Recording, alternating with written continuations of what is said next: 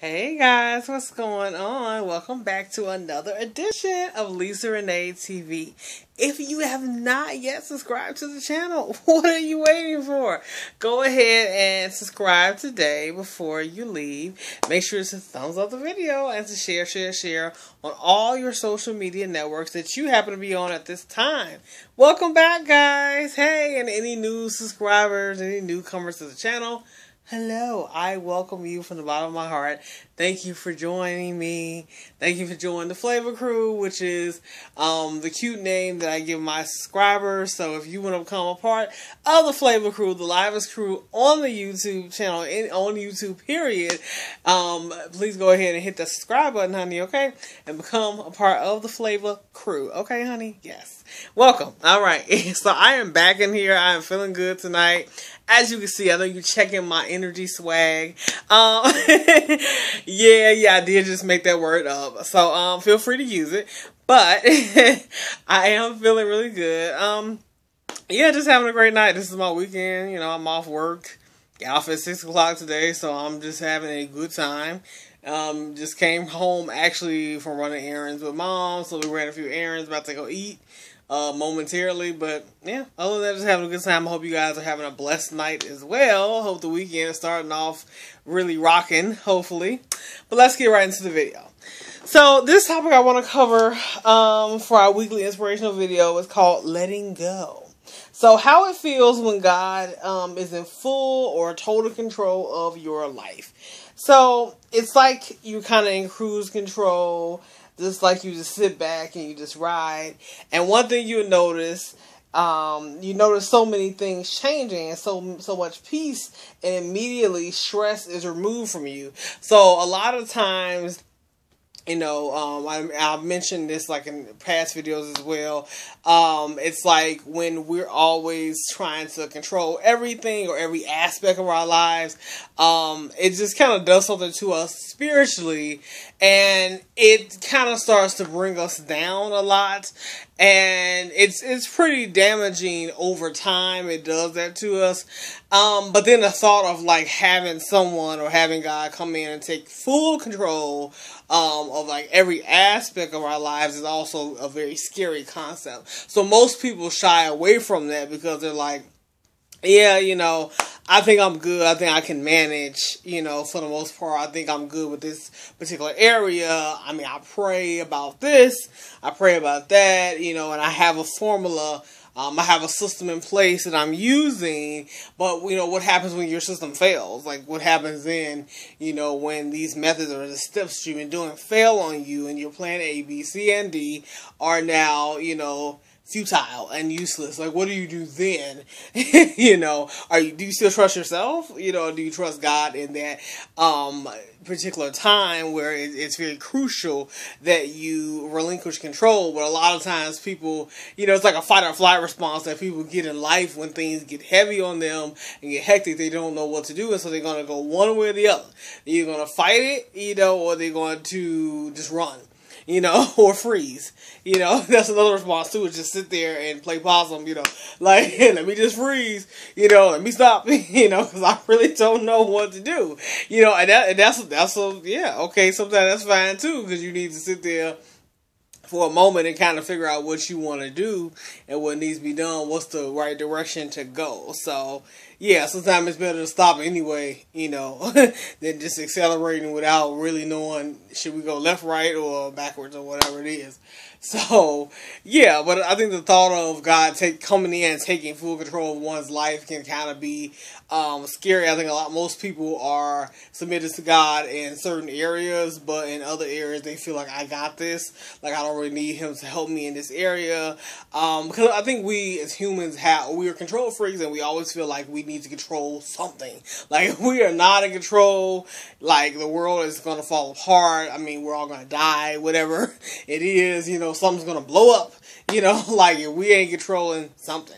we got to be the master or something, the manager or the supervisor, CEO or executive or something, and so, we love titles too. Like, we love titles, credentials, accolades, things like that make us feel bigger than what we are and almost godlike. Like, oh, I'm almost but not quite God in this kind of respect, metaphorically speaking, and that's what, there's a level we like to be on because it makes us feel really good and really empowered. But a lot of times what you find, we end up idolizing those very things that are actually okay to have. It's okay to have those additives onto yourself to make yourself better and do well in life, of course, but what happens is you idolize those things and you put those in the place of God. You place too much importance on those, and they block out who you really are and who you really meant to become, and they just kind of overshadow everything. So like, you think that the things you're using to make you greater are actually overshadowing your potential greatness. If you get what I'm saying, if it makes any sort of sense to you, I hope so. So it's like you're letting these things define who you are, and yeah, you sometimes kind of need to pull back and take a step back, and maybe take your hand off the steering wheel just long enough to kind of like, okay, let someone else drive for a chance, and just kind of, once you take a view of the open road, look at some things, and you can kind of admire, what's really going on here, and kind of get some new insight there. So yeah, but a lot of times that does, we have so many gods, that we worship, like our careers, our jobs, and our aspirations, and our honey, our boo, and things of that nature. So yeah, those things kind of take precedence over the God. And so, yeah, things like going to church or building community with other believers, or building up in our calling, or what God wants us to do in the kingdom or for the kingdom, takes a back burner real quick, because it's like, oh, well, I have so many other things I have to do. Oh, well, I was in church last week. That'll suffice.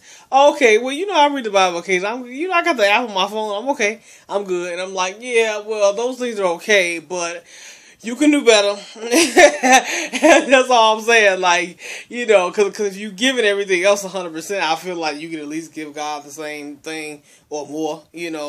That's just my view. Same thing my preacher was talking about a few weeks ago. Like, I mean, you giving these other things in your life, so much value and so much effort, but how come God gets very little, or none with some people? So, okay. Just food for thought.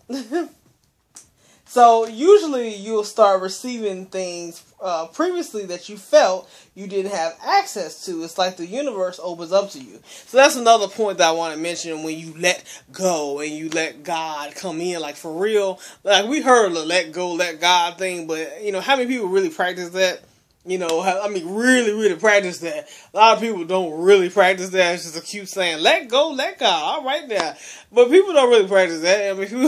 If people practice that, it wouldn't be as many people suffering from anxiety and stress, And that's not to undermine those illnesses and say, well, oh, so you suffer from anxiety, it's because you didn't let go and let God. That's why, like, don't go out there making fun of people who got the anxiety. Like, no, they can have anxiety for a number of reasons, but I'm just saying that's one of the reasons why people have undue stress on them, is because they don't really, really do that. And I know it's easier said than done, so don't even tell me that, because I already know. Yes, so like, I'm not, underestimating anything or trivializing anything. I get it. Like, hello, I'm living this, so I already know that. Everything I'm telling you about, like, I've experienced this personally. So, I know. But when you do accomplish this great feat, this arduous task, like, you do start to see that, like, it's not so bad, like, life is not so bad all the time as we make it out to be, and then things, like, start to open up for you. It will. Like, the impossible, the stuff that we say, oh, this will never happen for me, I'm never gonna, whatever, find a mate, or I'm never gonna get this particular career opportunity, I'm never gonna do whatever, I'm never gonna go here or there or whatever. It's like never becomes a thing of the past. Like, the word just melts. You don't even understand what that word means anymore. It's German to you. You like, never. What's that? I don't know what that means. Because stuff starts happening. Impossible starts to happening. When impossible becomes possible, you know that God is there moving in the mix, and like, wow, you know it's real, you know. You're like, well now, you know, and all that stress you were feeling before, I mean, it just fades away. You know, it is a thing of the past, you know, it's a distant memory of the past, it really is. But I mean, I want you guys, if you haven't already, I want you, those of you who've never experienced that before, to experience that kind of faith and what that feels like, you know, to have like the, just things, opportunities just open up. Yeah, it feels like the universe is your best friend.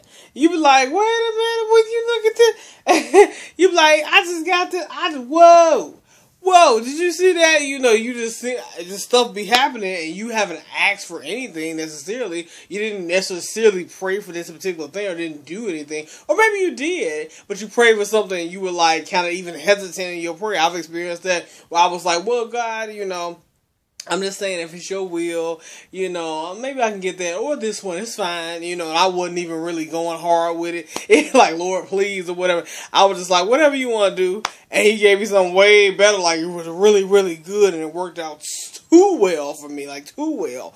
I was like, oh, thank you. You know, sometimes he just loves to show you how much he loves you, you know, and that's just what he does, you know. You know, so, hey, tap into that. If you have not, you know, go get that if you have not gotten that. It's just beautiful. It really is, you know, so. Yeah, and then of course your relationship with him just grows, you know, even closer, and just that faith aspect of it as well.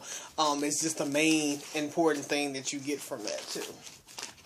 So I do want to leave you guys with the verse of the week here. If I can get to the page, it will be Romans 8:28, and we know that all things work together for good to them that love God, to them who are called according to His purpose. So that just says it right there, that God has so much purpose for you. There is purpose in the calling, a reason why you were called. So not random. It's not random. It's not random, guys.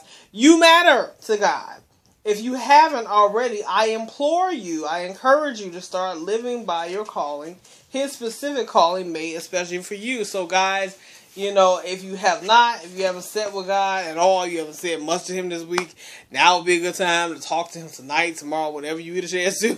Talk to Him about what is your calling. I always urge you all the time, you know, if you haven't found out what it is, or you just want to know more about it, you know, you think you know what it is, not sure, whatever the case may be, talk to Him about it, find out more about it, what it is He needs you to do, or it's just every day, you know, so it's not like a finite thing where you find out your calling and you're done. You're like, oh, thanks God, alright, see you later, you know. No, continue to, you know, immerse yourself in Him, and, you know, find out what He wants you to do daily, and just like, just talking, He doesn't want you to do anything that day, really, but just, you know, He just wants to love on you, like, you just have it's like talking to your best friend. It should be like that, and you all will become best friends over time, you know. It is like that. You're gonna see, like, at first, when you first come to Christ, you're like, hi. It's like when you meet somebody new, you kind of like, you know, weird, shaky, nervous at first, like, I'm kind of unsure about this person, and as you get to know them, you know, better, you like, wow, hey, what's